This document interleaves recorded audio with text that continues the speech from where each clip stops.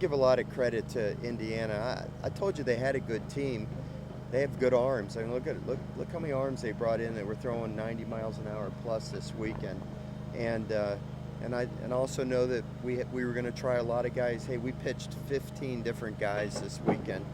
The only guy that didn't pitch was Mikhail Hilliard, and he was unavailable because he had a little bit of a tight forearm the last few days. But he threw today in the outfield and felt good, and I would expect that he'd be ready on Tuesday, but he wasn't available for us this weekend. So I don't know if it would have made a difference or not, but we used 15 guys. This is how you find out, who you can count on, and we, our position players did a lot of good things this weekend, but this game we just didn't meet the challenge, of a good arm that they threw against us, and really 2 or 3 good arms that they threw against us. So, we won the series, and for me, this loss just means we're not going to go 56-0, and we just got to turn the page and get ready for 2 big midweek games. And give you a little quick history lesson. My second year here, 2008, we played Indiana to open the series, open the season, and we won the first 2 games and lost the 3rd game and went to Omaha that year. So, hopefully history will repeat itself.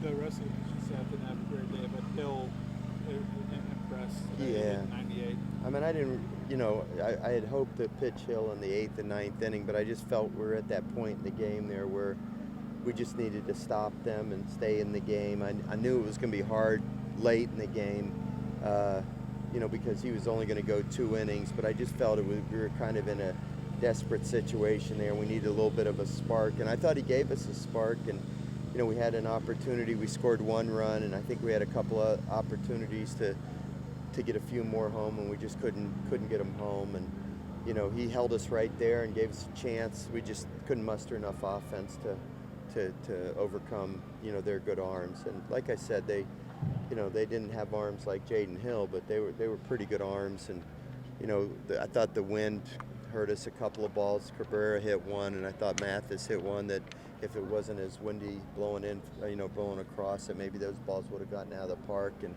sometimes that's just the way it is in baseball. You have to deal with the issues, the weather conditions sometimes, and it's the same for both teams. They just played a little bit better than we did today, the second game. Coach, defensively, are you happy? There's a few. Most of things I'm real happy with, yeah. But again, these are things we have to find out. We kicked a double play ball, and we had a couple other missed plays, and that's stuff we just got to tighten it up a little bit. But the kids are trying. They're young kids, and they're not going to play perfect. And they don't play perfect in the big leagues. Certainly not going to play perfect in college. So, I'm not going to, nitpick little things here and there about our team. We won 2 out of the 3 games. I'm going to dwell on the positive with the kids. And we got a big week ahead of us. Mathis made maybe 1 error early, and then he seemed like he was on fire as far as defense goes. Well, he's played great defense since he's been here, and the error was really kind of unusual for him. And he made an errant throw that Beloso made a great play in the first out of the 9th inning of the first game when we were trying to hold the lead. Shows Beloso's really improved at first base. I think he's, last year, he didn't take a lot of pride in his defense, and now he does, and he made a great play there leading off the inning. But Mathis doesn't throw the ball inaccurately very often, and that one he did. So it was good that Cade picked him up. So we'll figure it all out. We'll tighten things up a little bit and keep getting better. Feels like a long time ago, but Malazzo's hit in the first game. Yeah. Put the game away. Let me tell you something. I've loved Malazzo since the day I met him in recruiting. He's just got something about him. He's scrappy. He's hard-nosed. He's a winner, and I think he's going to do some great things here at LSU. And that inning, if you remember, the first 2 guys struck out when we had runners on second and third and nobody out. And Malazzo stepped up and picked up his teammates and hit the ball in the gap and gave us the 3-run lead, which made it a little bit easier for us there in the 9th inning. Who knows what would have happened if he hadn't come through with that hit, because we were facing, as I recall, we were going to be facing the meat of their order going into the 9th inning. So, Fontenot settled in and got the outs, and we were able to put that game away. But Malazzo certainly came through with a big swing. Coach, how big was David Fontenot for you today?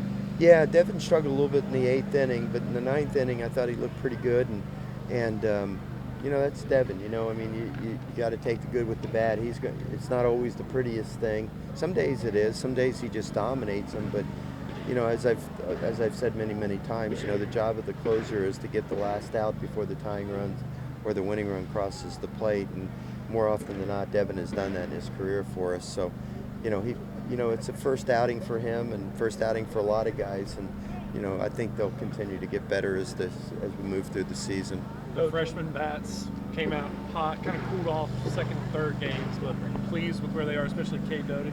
Well, I thought Doty, if we were fighting to get back in the game there, and he smoked that ball to left field, and the wind hurt us when we hit balls to right field. I feel like it hurt us there. It kind of carried the ball to their left fielder. Had the wind not been blowing that way, it might have been a base hit, and we could have had a chance at a bigger inning instead of just a sacrifice fly. But yeah, I thought Cade Doty really represented himself well this weekend, and we mentioned Milazzo. Toops did a couple of good things tonight. We got some young kids I think that can play, and I think Zach Mathis, as he loosens up a little bit now that he's got the first weekend under his belt, I think he's going to show that he's really an outstanding player. He hit a home run there in the ninth inning. It obviously didn't affect the outcome of the game, but it was good to see him get into one. And now I think he'll get it going, and I think he'll be a very vital player for us. Can I ask you about playing Southern? I know. Yeah, we got a big game with those guys Tuesday. They won again today, I believe. So they're 2-0 and may end up being 4-0 by the time we play them on Tuesday. And Carrick's doing a tremendous job there, and it'll be a big game. Playing at an unusual time at 5 o'clock because of our basketball game that night. And hopefully the weather will clear and we'll be able to have a good game out here. I'm looking forward to it. A lot of these early games when you learn the most about your team. Is there anything you picked up so far this series? Sure. Yeah, I mean, it's a lot of guys just their first outings, but it's cumulative with what happened in preseason and what happened with fall practice as well. So, as a staff, we'll sit down on Monday morning and we'll talk about everything that happened this weekend. And no final decisions have been made about any personnel based on on this weekend. But like I said, it's been a fall practice, preseason, and now 3 ball games. We're going to give some more guys a chance this week as we get going. Maurice Hampton, for example, is going to be a guy that's going to get more of an opportunity, and we'll see. It's going to take 2-3 weeks for us to really settle into what we think is going to be our best combinations going forward. Thanks, Coach. Okay. Thanks, Coach. All right, guys. Thanks for coming.